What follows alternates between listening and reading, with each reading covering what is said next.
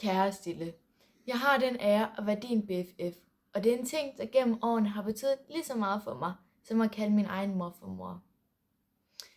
Vi har grint og grædt så meget sammen, og hver gang føler jeg mig velsignet over det, at vi er så gode venner, at vi kan gøre den slags sammen.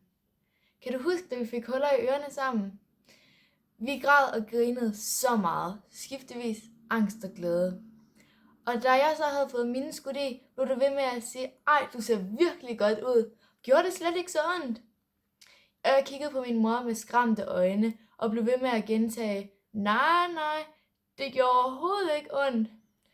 Da du så havde fået din skudt i, udbrød du, men det gør det ondt.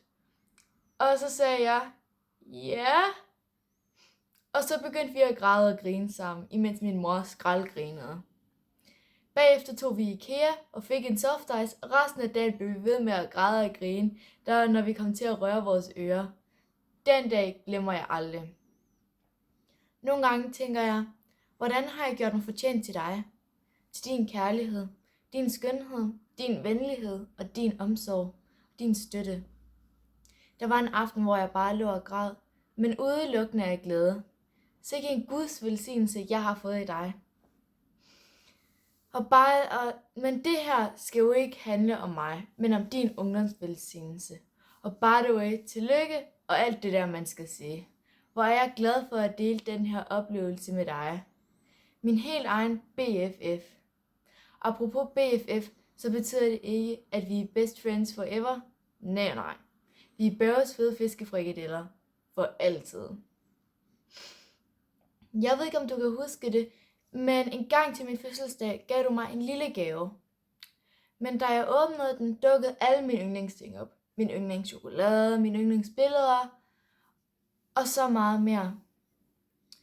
Gaven var så lille, at den endte med at blive den bedste, jeg nogensinde har fået.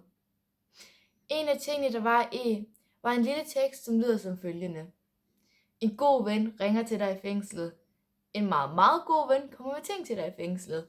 Men kun den bedste ven vil sidde med dig i fængslet og sige, var det ikke bare sjovt?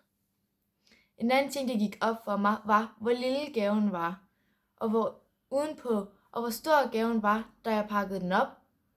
Sorry, det var en forkert formulering. Hvor stor gaven er. For gaven er jo dig, og hvor godt du kender mig. Gaven minder mig lidt om dig.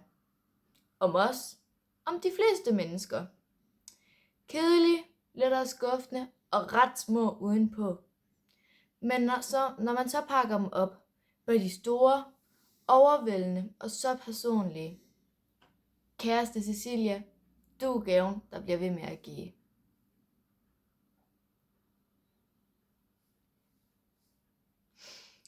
Du troede nok, at det var det. Nope. For nu er verdens bedste og yndigste assistent, Sofia, del en lille leg ud til dine gæster.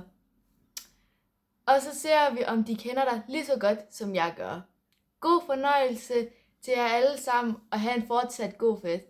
Hej hej!